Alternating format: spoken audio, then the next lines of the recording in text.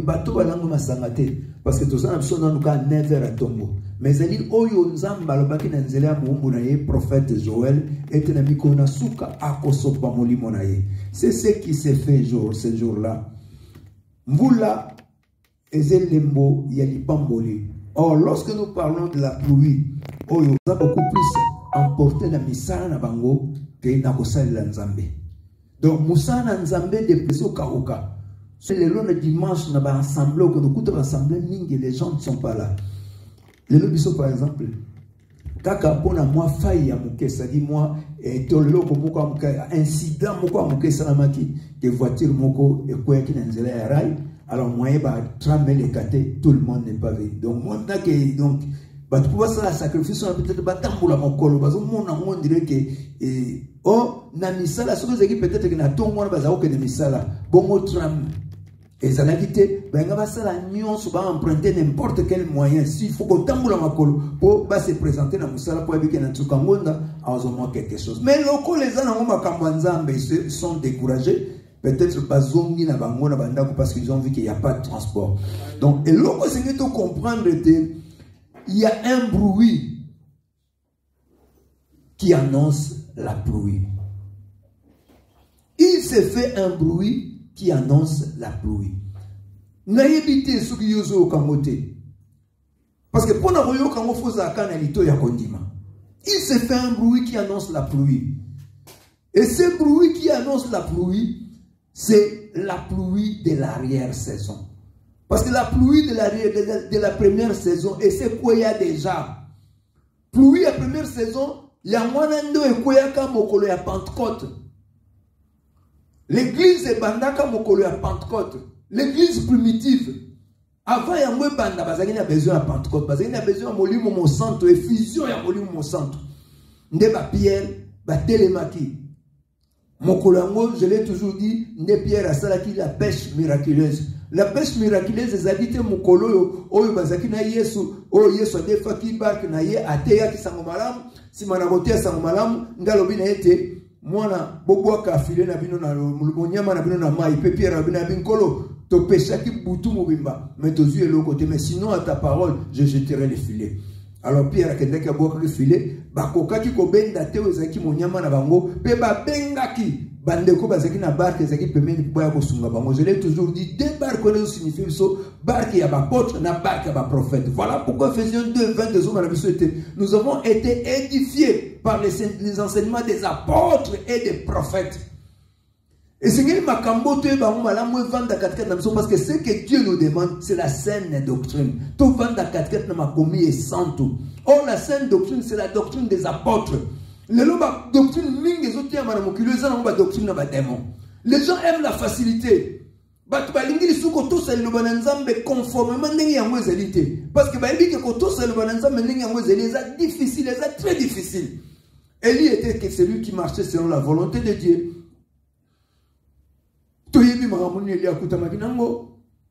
Avant même que ya okoma na likambo ya mbula. Tu habites na montagne ya Carmel, na mont Carmel kunelo konye lekaki. Oyo 450 prophètes à Baal. Babele la que ezaki nzambe na bango po akitsa moto. Batiaki nyama na bango na etumbelo. Mais nzambe na bango akitsaki moto te. Mais tango Elia ya bipole lelo Israël mokilo boye bake. Il existe un Dieu, le Dieu créateur, l'éternel des armées. Alors tout le monde crie, non, c'est l'éternel qui est Dieu, c'est l'éternel qui est Dieu. De toujours comprendre que, tant que Elia qui m'a camboyo, à Kanga Kabe, à Pesek, or la Bible, quand un prophète à Baal, allez, va cater mon surtout. Oh, Jézabel a ses pélagités. Alors, si mon ami Kambo, on est li sur Koyo, Ayaki Kolobana Akab Abine Albe Kende Bouta pe Kende Lia pe Mela Poète il s'est fait un bruit qui annonce la pluie. Monte, mange et bois, car il s'est fait un bruit qui annonce la pluie. Il s'est fait un bruit qui annonce la pluie. Akaba yoka bruit en beauté. Peut-être tous les gens qui étaient là n'ont pas entendu ces bruits. Mais Élie, un homme de foi, un prophète de Dieu, avait entendu ces bruits. Mon frère, ma sœur, bruit, il y a la pluie de l'arrière-saison. Comme le matin Joël 2, 28. Dans les derniers jours, je répandrai de mon esprit sur toute chair. C'est cet esprit-là que nous attendons. C'est cette pluie-là, la pluie de l'esprit. Parce que l'église n'a pas madame bandaki mokolo mbula ekitaki mbula ya effusion molimo mosantu. Na chambre haute les jours de la Pentecôte. Nde mokolo engombe bandaki tilelo. Et toujours que nous avons suka, église zokende na suka, Yesu kalata zo ya kozwa lingomba na epo akende na yango. Parce que bilembo nyonso Yesu alakaki to moni yango ese kokisami. Des guerres, des tremblements de terre, makambo nyonso Yesu alobaki to moni yango. Ba épidémie ya lolenge na lolenge, to moni yango. To lukasuni. Pe mabese koli koleka, nyonso to moni yango.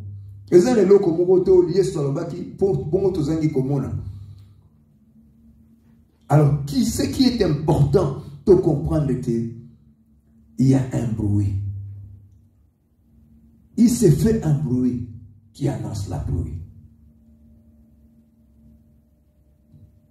Mon colonne à Pentecôte, ezaki mon colonne molimo kitaki. Mais na mikolo ya suka, poli ngomba akende. C'est-à-dire, pour Christ, bakende, ezo senga lisusu, faut penza effusion molimo mo santo sopa na lisusu nenga makasi. Et Eli lokola asaki na kondima yoka ki makelele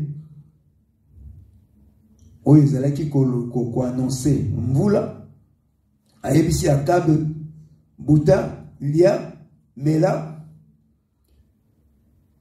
Mais, tant que yebisi Akabe, abuta, alia, amela, yemoka salini, abuti, na sommet ya montagne ya Carmel.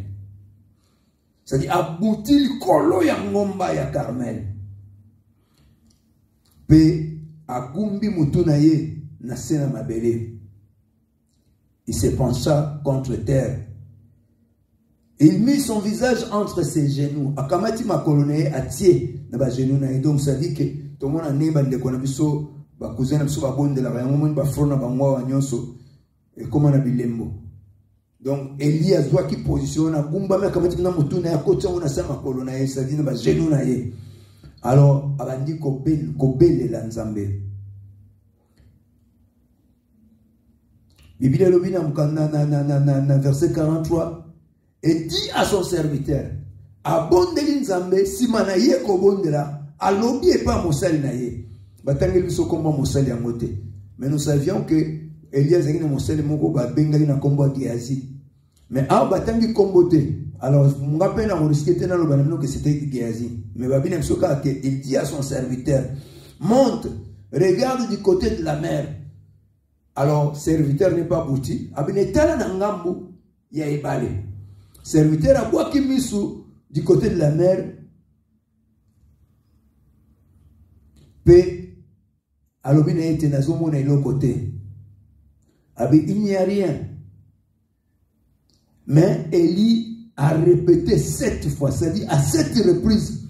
Abine zonga kende otala. Serviteur a zonga katali l'autre côté. Aya bina mone l'autre côté. Eli alobina zonga lisusu. Akatali. Alors, Eli, non, Eli à 7 reprises, 7 fois.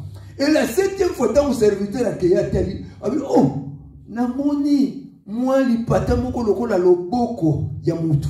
Alléluia. Moi, li pata lokola loboko ya mutu. Loboko na nzambe. Alléluia. Loboko na nzambe tango ebimaka. Alléluia. Ba problème nyon se zoka solution. Alléluia. Il s'est fait un bruit qui annonce la pluie.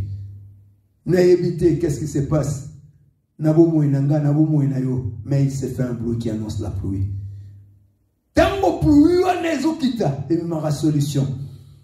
Akab, asalaki 3 ans et demi à mon rason voulate. Moule bête à l'issoute.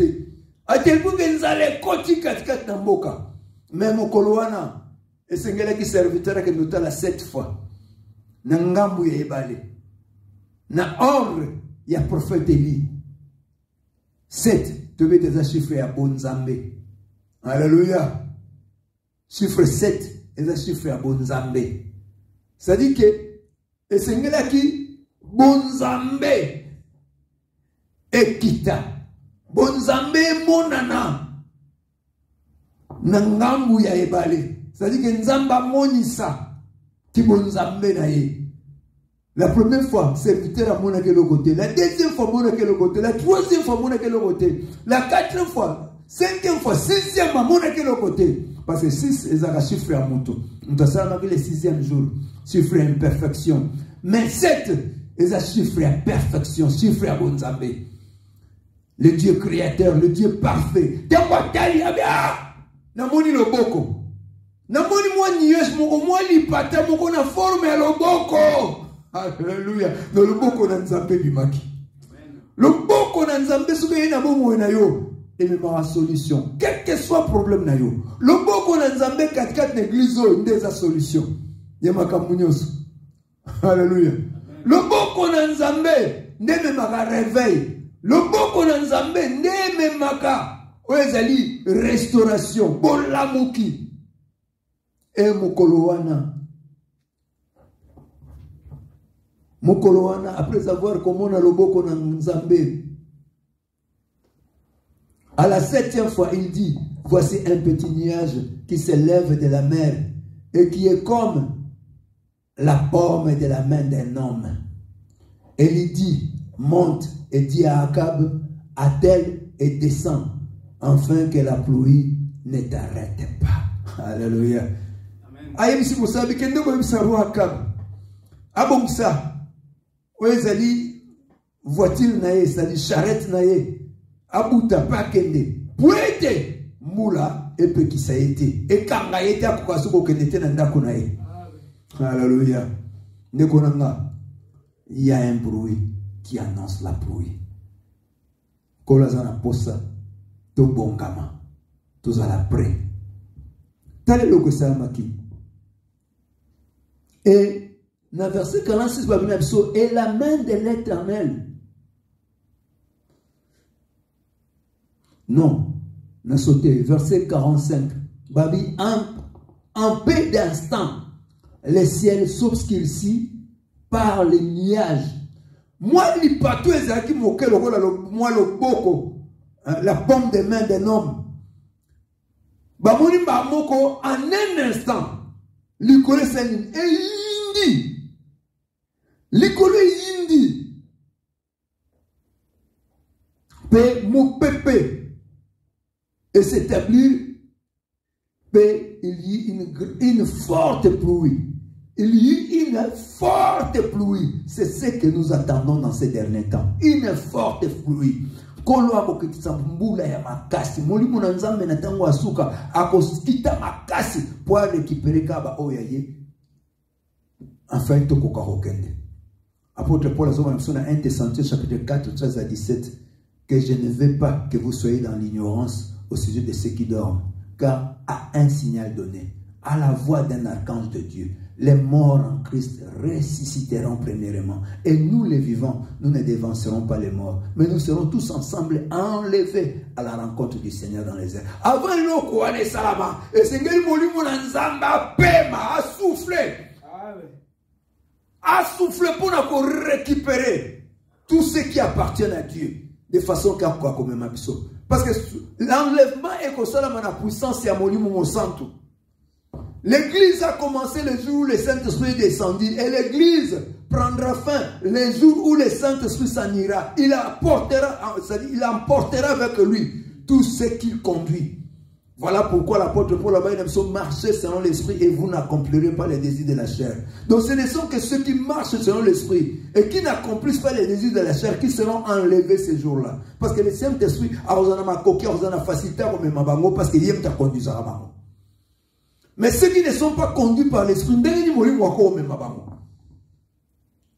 Neti par exemple, na tongo moni na nzamba bine toke église ya beate ngala na ngala makambo muso sanala na nga pongi. Siko soki église et neti molimo na nzamba ke ina ya memina ba oya ya memo mutande ngwana ndeni. Parce que tant baninga ba ke osambela nzambe ya boyine goto sa molimo ala ine pongi. C'est très important. Marchons selon l'esprit. Boyende to accomplir tes désirs de la chair. Parce que la chair a des désirs qui sont contraires à ceux de l'esprit. Et l'esprit en a des contraires à ceux de la chair. Les deux ne s'entendent pas. Alors on sait la molimo. Alors on sait la été. Mais le matin, c'est ce matin très tôt. C'est un sacrifice. Sacrifice. Eli abutaki na montagne pota lingaki nzambe akeko bonde la kamati mutu na yatina ba genou pona koluka nzambe de façon yende mutalobaki alobaki te mule ko bete lisute ebisaka ba mule ko bete sute sinon ma parole oh yumo mutoluka kyango siko bombule ngwe bete ka ninga lobaki sinon ma parole sengela ki yepe ka mutakanga tanga sani akende ko fungula eza makammingi na vina yo moko kangango yo moko pe fukende ko fungula malobo yo loba pona bomo ina yo eyo senga fo yo mo kende kufungula ngo. Haleluya. Haleluya. Amen. Kala mona makambo na mini omoni mutu yemo kasumila pangaye ngapena na fina ka so pina bo moninga ay mo kolongo mona yo na bo monyi liso no yo ba kisoto monyi bo ngo donc yo moko de zo mi kanga ki yo osali omi fungulite ofumi fungulite na maloba na yo Elia lobaki la pluie ne tombera pas sinon à ma parole. Alors sengela ki yemo opesu ayebi sa serviteur de nota serviteur akei mula eloko ezate atali eloko ezatabi ngai na zoyoka ngai Eli ngana Eli na zoyoka makelele wana o eza ko annoncer la pluie. Alléluia. Faut amutakonima poyo kama kele neza ko annoncer la pluie. Et babi pour la ressource qui savait et la main de l'Éternel fut sur Élie qui se saignit les reins et courut devant Akab jusqu'à l'entrée de Israël. Akab nakati ya charrette. Depuis charrette c'est comme une voiture, mais Nathan Mwana Ezaki ba memango na ba cheval ba roza la 4 to peut-être 3 to peut-être peu moko liboso ba tia ba singa et quand on a charrette wana peut-être une petite voiture ma yavani na kati ba cheval ba zo memango. Amen. Alors tala ba cheval ne ba kimaka mbango koleka moto mais bibilié lobi mukolo wana Eli atie mukaba il s'est saigné la ceinture de la vérité. Alléluia. Alati à se cendre nini barena ye pelia kimi mbango. Nekonanga kolo azana posta to mena kat na bosolo la ceinture de la vérité. To se cendre de la ceinture de la vérité. To lata mokaba bosolo na luketu na bisoto longwa na lokuta boende to convaincre. Moende to kokima elongona nkolo. Et autre chose. Notre koloba awa Akab pendant 3 ans et demi à mon imvula te ponani pour elimta kanga kimbula. Mais à un instant, la Bible dit en peu d'instants, le ciel s'obscurcit par les nuages, le vent s'établit et il y a une forte pluie. Alléluia. Amen. Ce qui s'est passé ces jours-là, ça s'est passé aussi dans la vie de cet homme-là qui était malade pendant 38 ans na piscine à Bethesda. Maintenant, mon aki kolo mukolowana en un instant cet homme kolal bakinaye prend ton lit et marche. Ndekoyo en un instant azwaki mbetunaye pe atambolaki. Tomoni yango na bomo isusu ya mwasi oyo azaki na perte de sang pendant 12 ans. Amilo beleka basuna simbika kelamba Yesu nakobika. Et mon colonel tamba simbaki les pans de la robe du Seigneur Jésus-Christ. Elle était guérie. Et pour comprendre le komoko, le Seigneur veut que nous puissions les servir de comprendre que la prière, la prière fait descendre l'esprit. Ils étaient ensemble dans la prière. Ils priaient. Sur Actes des Apôtres chapitre 2. Actes des Apôtres chapitre 2, verset 1 à 4. Pour une bonne compréhension. Actes des Apôtres chapitre 2, à partir du verset 1 jusqu'à 4. Les jours de la Pentecôte, ils étaient tous ensemble dans les mêmes lieux. Tout à coup, il vint du ciel un bruit comme celui d'un vent impétueux, et il remplit toute la maison où ils étaient assis.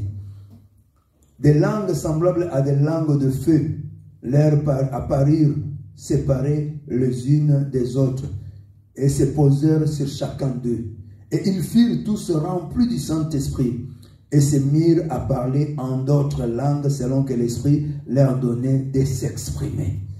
Donc, les bons délits, il y a moi ça la quête, vous là, et quitta. C'est-à-dire, le Saint-Esprit a juste à quatre na bato tant bat sangani pe ba bon délit. Nous avons vu Elias Akineka Yemoko. Son serviteur était là pour qu'il ne retalaka. Mais dans ma bonne délit naye, n'habite son serviteur n'a accompagné que la prière. Mais bibi Yemoko a boutaki du colon ngomba gumba makipa lelaki. Asenga qui est pas un colo que l'ipataya ya mwezaki di bonde naye. Mais pourtant pour nous kangamule zaki facile à bien abimula obeta soute sinon à ma parole. Mais pour nous kofungula ngo esenga ki faka ndoluka lisunzambe. Abutaki di kona ngomba. Souvent tant to globe akatolo la kali ngomba to mona la présence dans Nzambe. Ote mi kolona na ngomba c'est que je suis dans la prière. Donc, allons à la recherche de Dieu. Allons à la prière. La montagne de la prière. Yangwesa la kete moli munanzambe. Akokali susu kosopa. Oezali nguya na ye katkat na biso. Et tomoni ete biblia lobi na biso simana yango ne esengelaki Pierre a témoigné. Quand Actes des Apôtres, chapitre 2, 14-18, alors Pierre se présenta avec les 11, éleva la voix et leur parla en ces termes. Hommes juifs et vous tous qui séjournez à Jérusalem, sachez ceci et prêtez l'oreille à mes paroles. Ces gens ne sont pas ivres, comme vous les supposez, car c'est la 3e heure du jour. Mais c'est ici ce qui a été dit par le prophète Joël. Dans les derniers jours, dit Dieu, je répandrai de mon esprit sur toute chair, et vos fils et vos filles prophétiseront, vos jeunes gens auront des visions, et vos vieillards auront des songes. Oui, c'était ça, l'accomplissement. Il y a promesse, il y a Joël. Or, cette promesse n'était que partielle, parce qu'il y a une grande partie qui est restée. Toujours là, la pluie de l'arrière-saison. Oyeko kita na tango oyo yasuka poete nkolo akoka kozoba oyaye pe tokoka kokende na ye. Alors soki totali na verset na yango lisusu 37 à 38 babina biso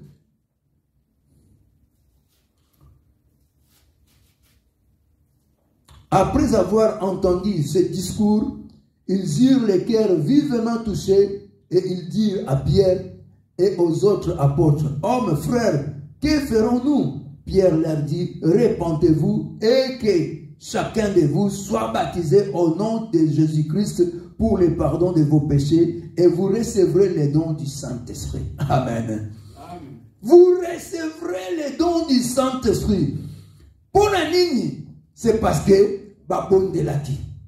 Quand vous voyez qu'on va bonde dans la chambre haute, nesi manango bazwa ki opportunité ya ko témoigner. Si manabango ko témoigner, ne batu ba yeba ko sala nini, batu ba yeba ki ko bongola mitema yango Biblia pona ko suki sa, totambi Jacques na chapitre nango 5. Jacques 5, tu vas lire le verset 16. Tu vas comprendre une chose qui est importante. Jacques chapitre 5.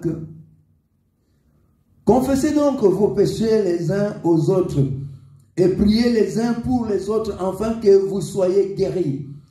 La prière fervente du juste a une grande efficacité. Élie était un homme de la même nature que nous. Il pria avec instance pour qu'il n'ait plus point. Et il ne tomba point de pluie sur la terre pendant 3 ans et 6 mois. Puis il pria de nouveau, et le ciel donna de la pluie. Et la terre produisit son fruit. Alléluia. Puis il pria de nouveau, et le ciel donna de la pluie. Et la terre produisit son fruit. C'est que ce qui vous les hommes étaient moins, la terre a produit le fruit. Exact. Oh, nous sommes de la terre. Dieu nous a tirés de la poussière de la terre. Alors, s'il n'y a pas le Saint-Esprit, nous ne pouvons pas produire du fruit.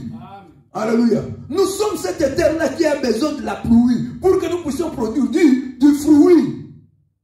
Alléluia. Ceux qui m'appellent, ils ont mou la terre et qu'on produit le fruit à ma longate.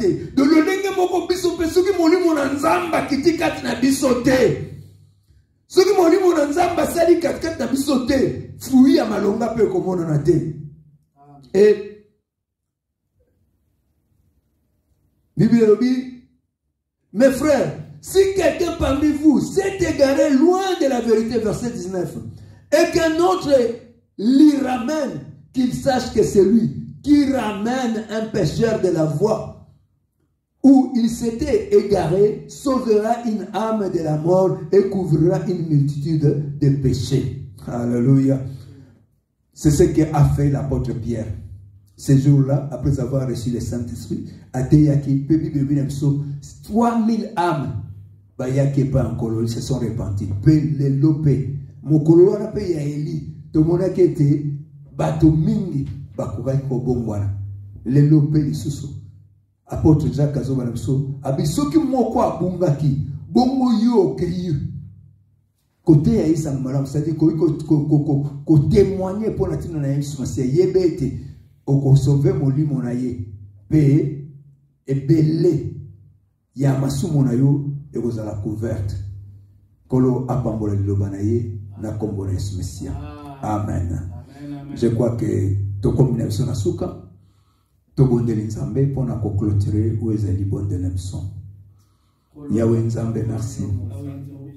Oza malamu, oza Nzambe ayoka kalibondele. Oyoki biso po ya no biso. Ipona parole na yo ya tombo na yo topambolio moyenge béni de nous avoir encore parlé. Laisse que ta gloire te revienne, ton honneur.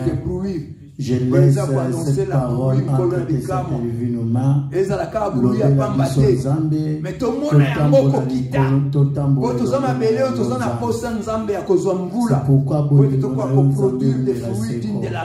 C'est pourquoi Mawana Nzambe umela sekoma. Nzambe nyonso etikala na lokumu na yo Nzambe. Amen. Amen. Amen. Que le Seigneur vous bénisse. Amen. Amen.